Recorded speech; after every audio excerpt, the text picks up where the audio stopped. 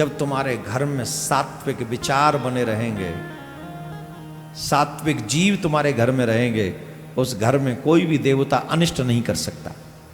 व्यभिचार कभी फ्रीडम नहीं हो सकता और लिविंग रिलेशनशिप कभी भारत का कानून नहीं हो सकता। ये हमारे संस्कार नहीं है।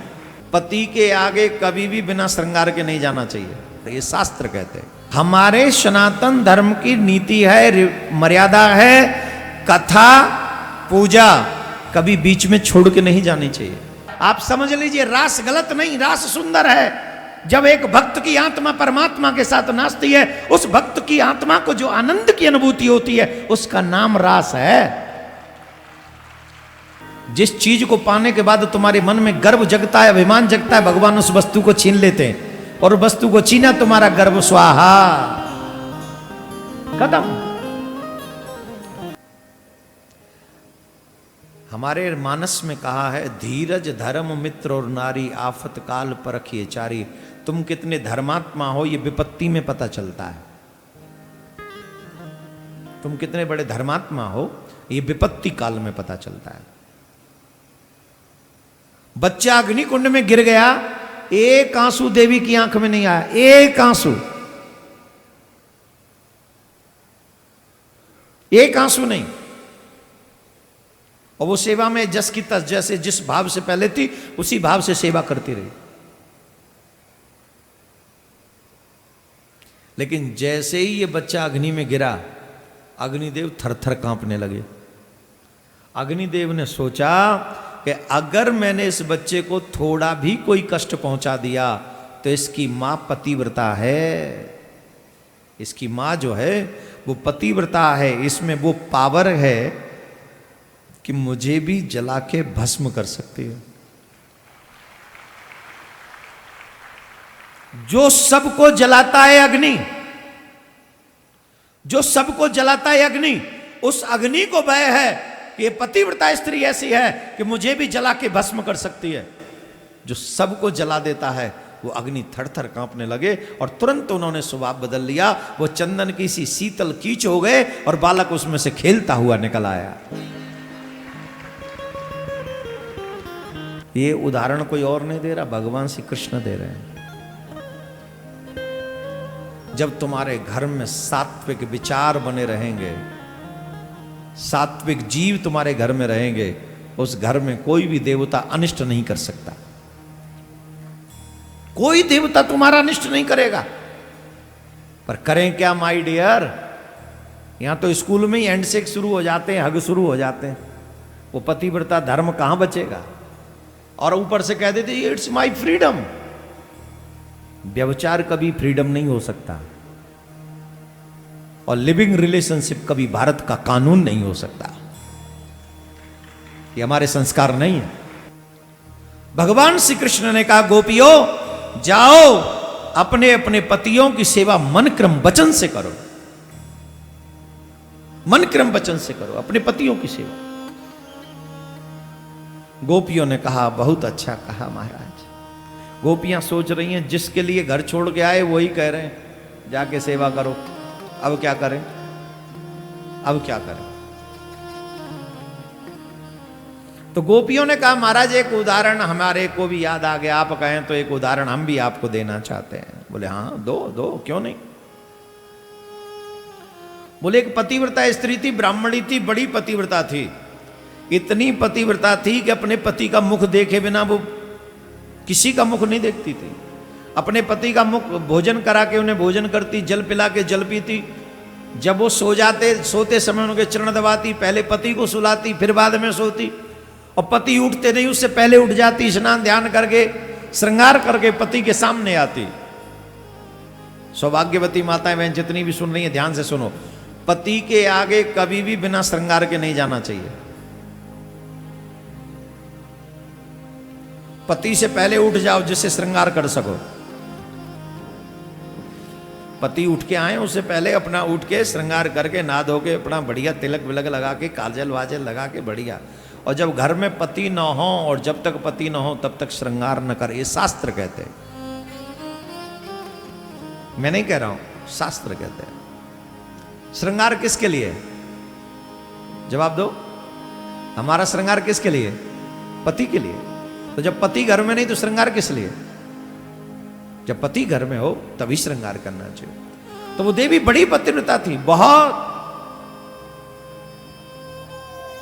एक दिन पति ने कहा,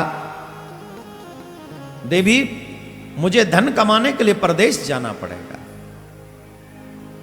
तो देवी ने कहा, अगर आप परदेश चले जाएंगे तो मेरे व्रत का क्या होगा? बोले, मैं तुम्हें माटी की प्रतिमा बना के दे जाऊंगा, और जैसी सेवा तुम मेरी करती हो वैसी सेवा तुम माटी की प्रतिमा की करना। और जब तुम माटी की प्रतिमा की वैसी सेवा करोगे तो तुम्हारा नियम, तुम्हारा व्रत यों का त्यों बना रहेगा। बोलो राधे राधे। ऐसे नहीं, जोर से बोलो, और जोर से। पति देव चले गए और माटी की प्रतिमा बनाकर दे गए। माटी की प्रतिमा बनाकर दे गए तो वो माटी की प्रतिमा की पूजा करती रही मन क्रम वचन से। जैसे अपने पति की वो पूजा करती थी, ठीक वही पूजा वो अपने सच्चे पति की करती रही। ऐसे ही कुछ समय निकलता गया, निकलता गया, निकलता गया। एक दिन ऐसा समय आया कि वो दरवाजा बंद करके अपने मिट्टी के पति की पूजा कर रही थी, मिट्टी के पति की पूजा कर रही थी। उसी समय उनके सच्चे पति परदेश से आ गए और उन्होंने दरवाजा नॉक किया, दरवाजा खटखटाया और कहा, देवी मैं परदेश से धन कमा के आ गया, दरवाजा खोलो। और उस समय देवी कर रही थी मिट्टी के पति की पूजा। सत्यनारायण की कथा किस किसने सुनी है? लीलावती और कलावती का क्या होता है जब पति लौट के आते हैं? किस लिए? क्योंकि वो पूजा अधूरी छोड़ के चली जाती है ना? सुना है? हमारे सनातन धर्म की नीति है, मर्यादा है, कथा पूजा कभी बीच में छोड़ के नहीं जानी चाहिए, कभी भी नहीं। अच्छा एक बात बताओ, इतना बड़ा जन सैलाब यहां बैठा हुआ है, अगर मैं कह रहा हूं 10 आदमी भी उठ के चले गए तो मेरा क्या जाएगा? मेरा क्या लॉस है? लेकिन मैं क्यों बोलता हूं? 2 व्यक्ति भी अगर बीच कथा में से उठ के जाते हैं, इसका मतलब है कि हम लोग अपनी कथाओं की मर्यादा नहीं जानते।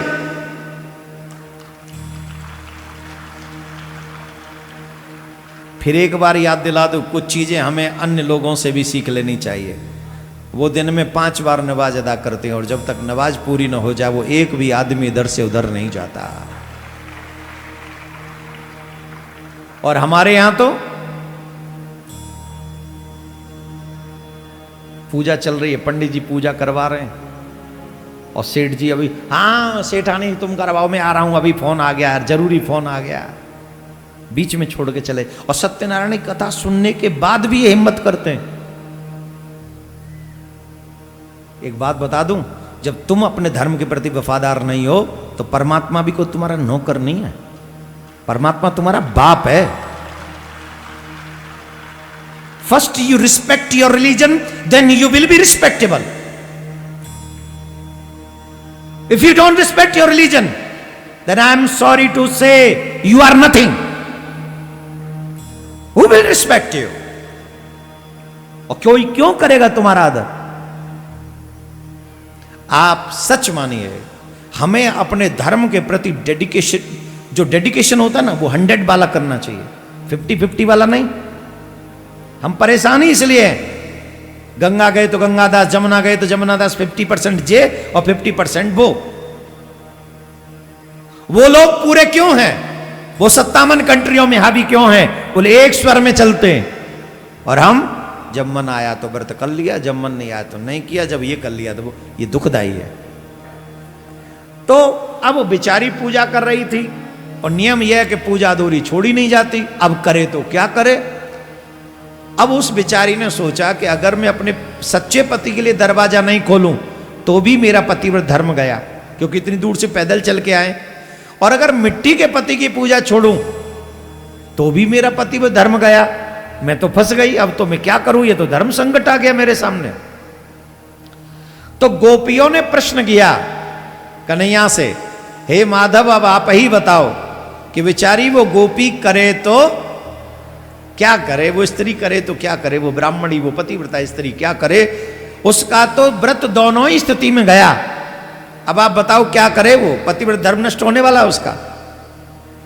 कृष्ण का आंसर सुनेंगे तो आपको गोपियों के प्रेम का आंसर मिल जाएगा।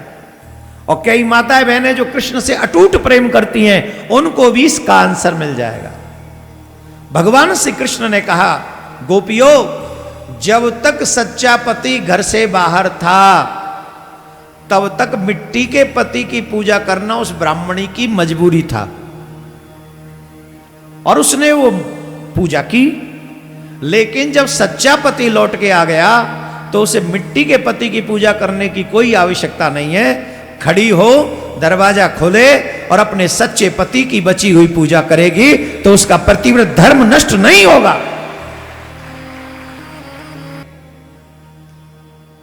गोपियां बड़ी जोर से ताली बजा के नाचने लगी, आनंद में झूमने लगी। कन्हैया बोले, कावे वो बाबरी है गई हो का? बोले नहीं नहीं नहीं, आनंद आ गया, आप ही का मुख और आप ही क्या न्याय। कैसे? बोले अभी आप कह रहे थे ना जाओ अपने अपने पतियों की सेवा करो। हे नाथ, जब तक आप हमें सच्चे पति नहीं मिले तब तक हम इन मिट्टी के पतियों की पूजा करती रही, पर जब आप हमें सच्चे पति मिल गए तब इन मिट्टी के पतियों की पूजा की कोई जरूरत नहीं बची। गोपी बोली, हे कृष्ण, ये जितने भी लोग हैं ना तुम्हारे शरीर के पति हैं, तुम्हारी आत्मा देखी आज तक तुम्हारे पति ने? बोलो बोलो। और ये जो शरीर है क्या बनेगा जलने के बाद? राख। राख को मिट्टी कहोगे? कहोगे कि नहीं? कहोगे कि नहीं? तो ये मिट्टी का ही पति हुआ कि नहीं? जो सोना है मिट्टी का हुआ कि नहीं? हुआ कि नहीं? ये जो पति है ये मिट्टी का पति है, लेकिन सच्चा पति कौन है? आत्मा का सच्चा पति ही कृष्ण है। और जो इस आत्मा के सच्चे पति को पहचान लेता है वही गोपी है, और वही गोपी को अधिकार मिलता है कि वो कृष्ण के साथ रास विहार कर सके।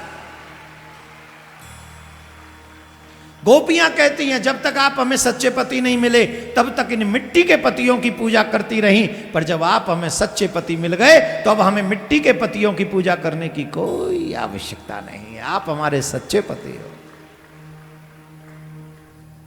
मेरे प्यारे, हमारे बच्चों में जिस तरीके से जहर घोला गया, हमारी संस्कृति को नष्ट करने का जो कुविचार लोगों के मन में आया और को प्रचार किया गया, आप समझ लीजिए रास गलत नहीं, रास सुंदर है। जब एक भक्त की आत्मा परमात्मा के साथ नाचती है, उस भक्त की आत्मा को जो आनंद की अनुभूति होती है उसका नाम रास है। लेकिन जब स्त्री पुरुष हाथ में हाथ डाल के नाचे भी तो वो काम तो जग सकता है, आनंद नहीं जग सकता। आनंद तो कृष्ण का हाथ पकड़ के ही नृत्य करने में जगता है। और वो जो आनंद है, आप इसको ऐसे समझ सकते हैं जैसे एक छोटा सा बच्चा अपनी मां की उंगली पकड़ के नाच रहा है। आहा, अब बताइए वहां काम जगेगा क्या? आनंद? जोर से बोलो। ये क्या बोलते हैं? टेलर है, ये टेलर है। काय का? मूवी का। छोटी सी मूवी आती है उसको कहते टेलर है। क्या है? क्यों? बोले जब माँ के साथ आप नाचते हो, पिता के साथ आप नाचते हो, बेटियां जब पापा का हाथ पकड़ के नाचती हैं, बेटियां दिल खुश, और पिता का भी दिल खुश है, एकदम आनंद की सीमा में, कोई वासना नहीं। ठीक वैसे ही जब परमात्मा की उंगली गोपियों के हाथ में आ जाती है तो वही आनंद का सागर बन जाता है, और उसी का नाम रास है, वही महारास है। और इस रास को इसलिए भगवान ने किया क्योंकि भगवान श्याम सुंदर गोपियों की तपस्या का फल देना चाहते थे, और इसी रास में कामदेव को परास्त भी किया। बोलो राधे राधे। जोर से बोलना पड़ेगा। लेकिन यहां पर एक बात और सुन लें, भगवान गोपियों को छोड़ भी गए बीच में, ये बात सब नोट कर लें। बीच रास में कन्हैया गोपियों को छोड़ गए। पूछो क्यों? उन्हें इस बात का अभिमान हो गया कृष्ण हमारे बस में हो गए। आप जितने भी लोग यहां पर बैठे, आग्रह करूंगा, कुछ भी मिल जाए अभिमान मत करना। जैसे आप लोग भोजन आहारी है ना, शाकाहारी मांसाहारी, भगवान है गर्वाहारी। कौन से आहारी? कौन से आहारी? जिस चीज को पाने के बाद तुम्हारे मन में गर्व जगता है, अभिमान जगता है, भगवान उस वस्तु को छीन लेते हैं, और वस्तु को छीना तुम्हारा गर्व स्वाहा, खत्म। श्री कृष्ण के चले जाने पर गोपियों ने जमुना जी के तट पर ये गोपी गीत का पाठ सुनाया। सभी सुनेंगे।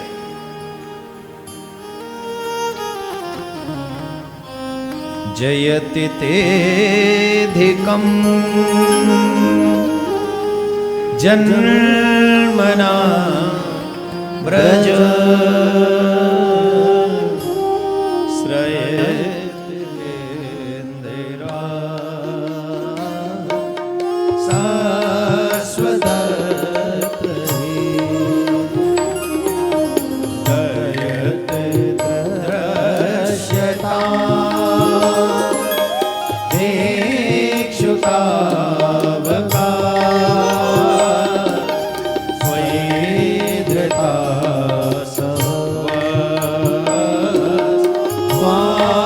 विचिन्वते शरदुदासये साधुजात सरसिजो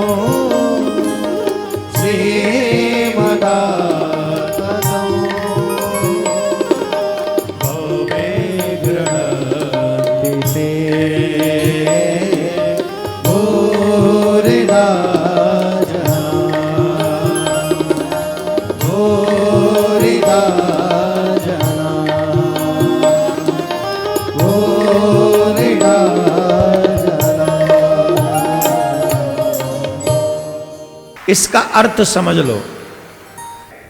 गोपी कह रही है कृष्ण के छोड़ के चले जाने के बाद कि तुम्हारी जय हो।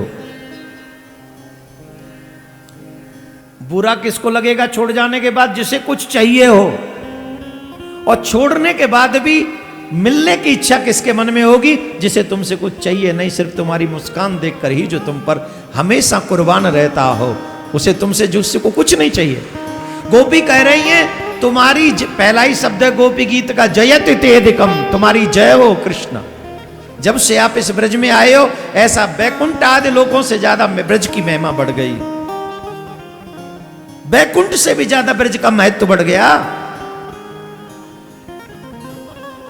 आप अकेले यशोदा और नंद के पुत्र नहीं हो, आप तो समस्त देहधारियों के प्राण हो। जितने भी देह धारण करके बैठे उन सब के प्राण आप हो। ये कौन कह रही हैं? ब्रज की गोपी। गोपी कृष्ण पुरुष को प्रेम नहीं करती, परमात्मा कृष्ण को प्रेम करती हैं। वो जानती हैं ये परमात्मा है।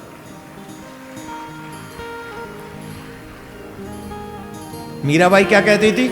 ऐसे बर को के बरा जो जन्मे और मर जाए, बरबरिए गोपाल जो मारो चुड़ लो अमर हो जा।